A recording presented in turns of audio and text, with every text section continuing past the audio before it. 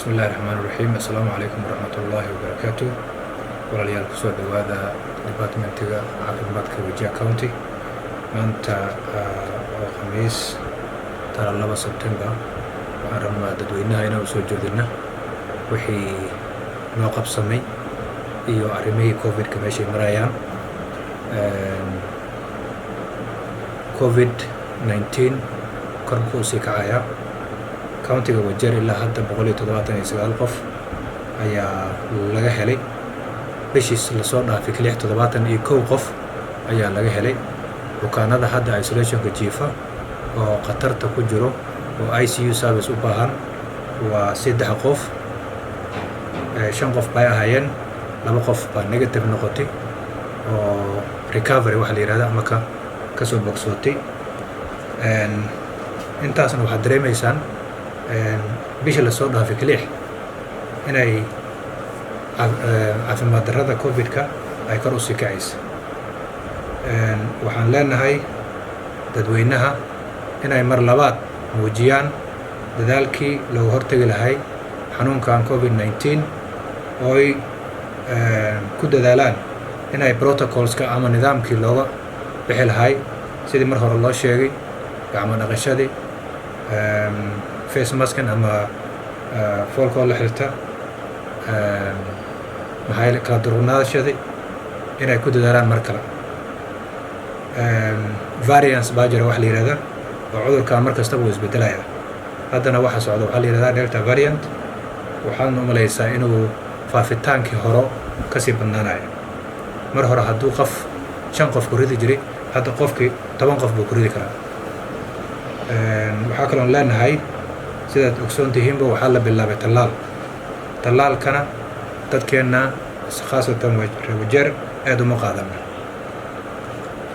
ilaa hadda inta qof oo qaadatay tallaalka waa 5780 taasna hoos ay u hooseysaa aad dadka qaatay cirbada ugu horeysay waa 3990 kuwii qaateen cirbada laba cirbadoodna waa 1790 marka waxaan leenahay dadweynaha ay soo bixiyaana khaasatan dadka waayeelka ah dadka qabaan cudurrada qaar sida neefta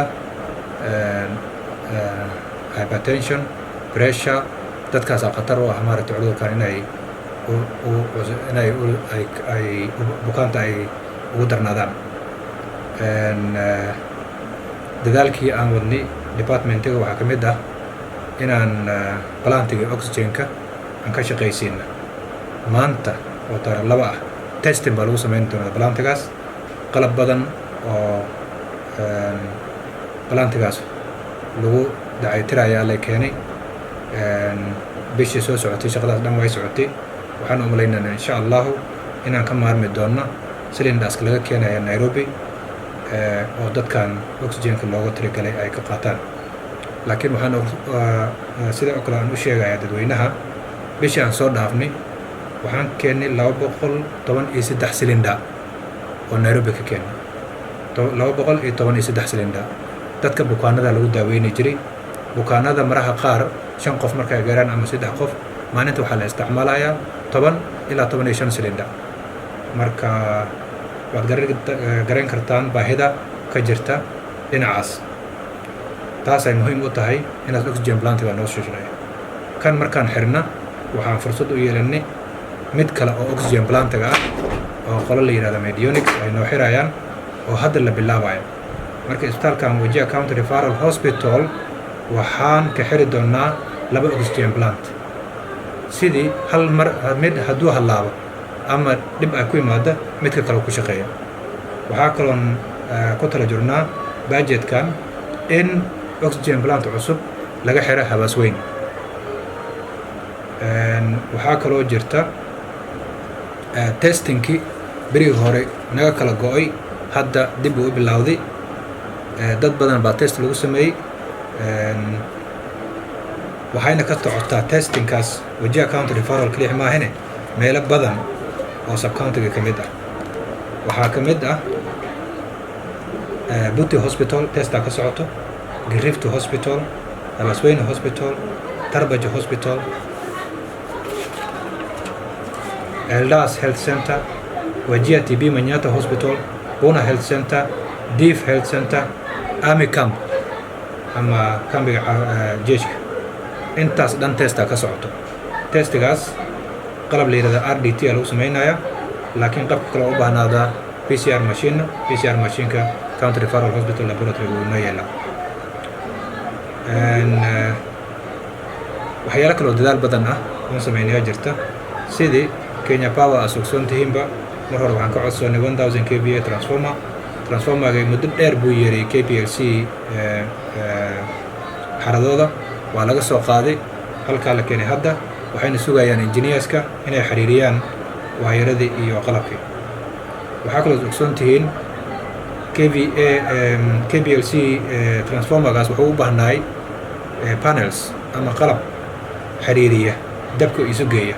qalabkaas waxaa laga dalbay Nairobi muddo bil ah, hadda waa xiran yahay isbitaalku yaala. KPLC way imaadeen way baareen qalabkaas siduu u qaabili kara transformer-ga, waxayna xaqiijiyeen qalabkaas inuu qalab casri yahay oo xiriirin kara transformer-gaas. mar kale dadweynaha reer Wajeer dadaalkan aan muujinayna waa shaqadayni anaga mas'uul naga saaran waaye. waxaan ogsoonahay dadaal kale oo fara badan oo department-ga ama idaaradda caafimaadka ay sameeyaan oo shaqada caadigeeda oo iska socota ah. maalin kasta dad baa meeshan bukaana la keenaa, qalitaan baa la sameeyaa, maalmooyin ay ku dhalaa, cudurro badanaa laga daaweeyaa. daawooyin waa la dalbaa. KEMSA maanweyta daawaanka keensanay, daawooyinka laga dalba KEMSA sidii la rabo uma imaadaan, waana waddanka dhan wax ka jira. مثلا waxaan dalbanay daawo 78 milyan ah, waxaana loo imaaday daawadii 60 milyan camal ayaa ka timid. inta kale warehouse-ka ama istoorada KEMSA ayaa laga waayay. waxyaalahaasna waxaa ka mid ah daawo muhiim ah oo dadkana reer Wajeer ay u baahan yihiin. marka haddii laga waayo daawadii KEMSA, laba walxood noo bannaan. midda koowaad waxaa la yidhahdaa back order oo daawada inaan dib u dalbano marka imaadana la keeno. midda kale waxaa weeye daawadii haddii laga waayo meeshii waa inaan daawadii si kale inaan ku helno. marka isbitaalka resourceskiisa maraha qaar waxyaalahaasa laga dhexgalaa. budgetkii sanadkan ama miisaaniyadii ilaa hadda wax oo countiga soo gaaray malaha. haddana waxaan ku jirnaa bisha 9aad, bisha 7aad, bisha 8aad ilaa bishan bilaabanaysa waxaan ku jirnay crisis oo maaragtay lacag wax dawladda naga soo gaaray ay jirin. hase ahaatee annaga dadaalka waan muujinaynaa, waan wadaynaa wixii caafimaad ku saabsan. waxyaalo badanaa laga qabanayaa, waxyaalo badanaa laga qaban doona waad arki doontiin. oxygen plant-ga markii la furo oo bilaabatay inay cylinders la buuxiyo, dadka loo soo bandhigi doonaa, waa loo sheegi doonaa, waa la shaacin doonaa. إن شاء الله وأنك بحدنا دبعتدي cylinders laga keenaya Nairobi. cylinders Nairobi laga keenaya baabuura lagu keenaa. marka baabuurkii markuu Nairobi ka soo raraya safku u gali meeshii laga buuxinayo, maalin inuu jooga dhici karta, laba maalmoodna soo socdo. marka waxay ku qasbaysaa dadka laba baabuur mar kasta inay isdaba maraan, mid inta joogo, mid sii socdo, mid soo socdo. marka dadweynaha waxaan u sheegaynaa intaas ayaa jirta. ilaa hadda alxamdulilah ma arkin qaf oo u baahnaaday oxygen oo loo waayay. insha allahu ma loo wayni doono markii oxygen plant-ga la shaqaysiiyana maba loo baahnaani doono safartaas dheer. wasalaamu calaykum.